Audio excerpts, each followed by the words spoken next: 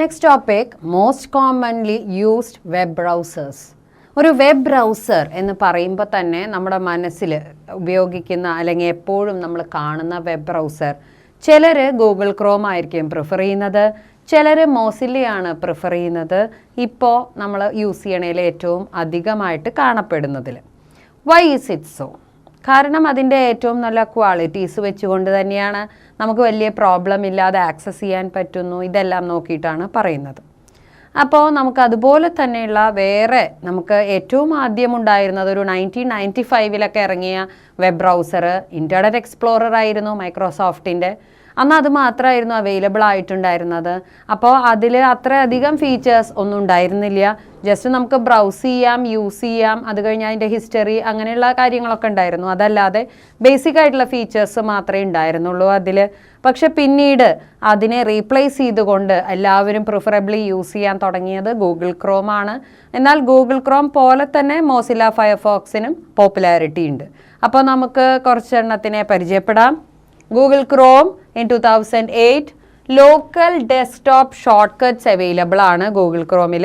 So we are able to open the sites or whatever we want to have very easily. അതാണ് അതിൻ്റെ ഒരു പ്രത്യേകത. Mozilla Firefox ആണെങ്കിൽ 2002 അത് ലോഞ്ച് ചെയ്തത്.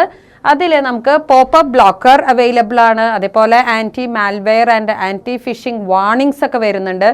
അതുകൊണ്ട് തന്നെ കുറച്ചും കൂടിയും പ്രൊട്ടക്ഷൻ പർപ്പസ് മീറ്റ് ചെയ്യുന്നുണ്ട്. ആപ്പിൾ സഫാരി 2003 ആപ്പിൾ കമ്പനിയാണ് ഇൻട്രൊഡ്യൂസ് ചെയ്തത്.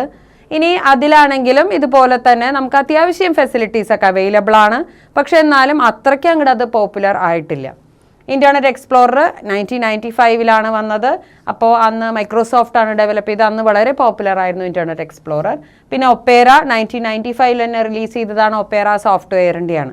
ഇനി ഓരോ ബ്രൗസേഴ്സും എങ്ങനെയാണ് ഇത്രയധികം പോപ്പുലർ ആവുന്നത് എന്നുള്ളത് അതിൻ്റെ അഡീഷണൽ ഫീച്ചേഴ്സ് മാത്രമല്ല, ഏതൊക്കെ ഓപ്പറേറ്റിംഗ് സിസ്റ്റത്തിനെ അത് സപ്പോർട്ട് ചെയ്യുന്നുണ്ട് അതും കൂടി അതിൽ ഇമ്പോർട്ടൻറ്റ് ഫാക്ടറാണ്.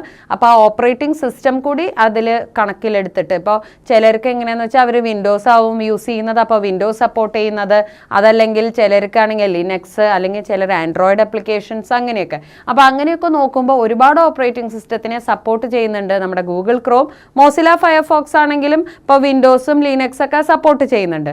അപ്പോൾ അതിൻ്റെ ഒരു സപ്പോർട്ട് കൂടി ഇതിൽ നമുക്ക് പറയാനായിട്ടുണ്ട്. അത് വെച്ചുകൊണ്ടാണ് അതിൻ്റെ പോപ്പുലാരിറ്റിയും അതുപോലെ അതിൻ്റെ ആ ഒരു അഡീഷണൽ ഫീച്ചേഴ്സും പെർഫെക്ഷനും ഒക്കെ വരുന്നത്. അപ്പോൾ ഇതെല്ലാമാണ് ഒരു ബ്രൗസറിനെ ഏറ്റവും നല്ല ബ്രൗസറാക്കി മാറ്റുന്നതും അതിനെ പോപ്പുലർ ആക്കുന്നതും.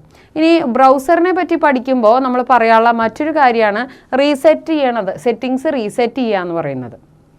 അതായത് വെബ് ബ്രൗസറിനകത്ത് തന്നെ നമുക്കിപ്പോൾ അക്കൗണ്ട് ഒക്കെ ക്രിയേറ്റ് ചെയ്ത് നമ്മളിപ്പോൾ ഇമെയിൽ അതല്ലാന്ന് വെച്ചാൽ എന്താണോ നമ്മൾ ചെയ്യുന്നത് ആ അക്കൗണ്ടിൽ, അപ്പോൾ അതുപോലെ തന്നെ ബ്രൗസറിൻ്റെ തന്നെ അക്കൗണ്ടിൽ നമുക്ക് പോയിട്ട് അതിലുള്ളതായിട്ടുള്ള ഇപ്പോൾ ഹിസ്റ്ററി നമുക്ക് എടുത്ത് നോക്കാൻ പറ്റും, ഏതൊക്കെ വെബ്സൈറ്റ്സ് നമ്മൾ ഓപ്പൺ ചെയ്തിട്ടുണ്ടെന്നൊക്കെ അറിയാനായിട്ട്. അതുപോലെ നമുക്ക് പ്രിഫറൻസസ്, പാസ്വേഡ് ചേഞ്ച് ചെയ്യുക, ഈ ഹിസ്റ്ററി എടുക്കുന്നത് പോലെ തന്നെ പിന്നെ നമുക്ക് അതിലെ ഫോണ്ടും അതുപോലെ ആ ലേ ഔട്ടും ഇങ്ങനെയുള്ള കാര്യങ്ങളൊക്കെ നമുക്ക് വേണമെങ്കിൽ ചേഞ്ച് ചെയ്യാനൊക്കെ പറ്റും. അത് ഡിപ്പെൻസ് ഏത് ബ്രൗസറാണ് നമ്മൾ യൂസ് ചെയ്യുന്നത് അതനുസരിച്ച് അതിൻ്റെ സെറ്റിങ്സിൽ നമുക്ക് ആ ചേഞ്ചസ് വരുത്താനായിട്ട് പറ്റും. So that it will be more and more user friendly and easy to manage. അതിനു വേണ്ടിയിട്ടാണ് ഇങ്ങനെ ചെയ്യണത്. ഇത് ചെയ്യണം എന്ന് നിർബന്ധമൊന്നുമില്ല, നമുക്ക് വേണമെങ്കിൽ നമുക്ക് ആ ചേഞ്ചസ് ഒക്കെ വരുത്താനായിട്ട് പറ്റുന്നു. And it is totally depending on the user. If the user wants, user can do, otherwise not to do. ഇങ്ങനെയാണ് നമ്മളതിൽ ചേഞ്ചസ് ഒക്കെ വരുത്തുന്നതും നമ്മളത് യൂസ് ചെയ്യിക്കുന്നതും.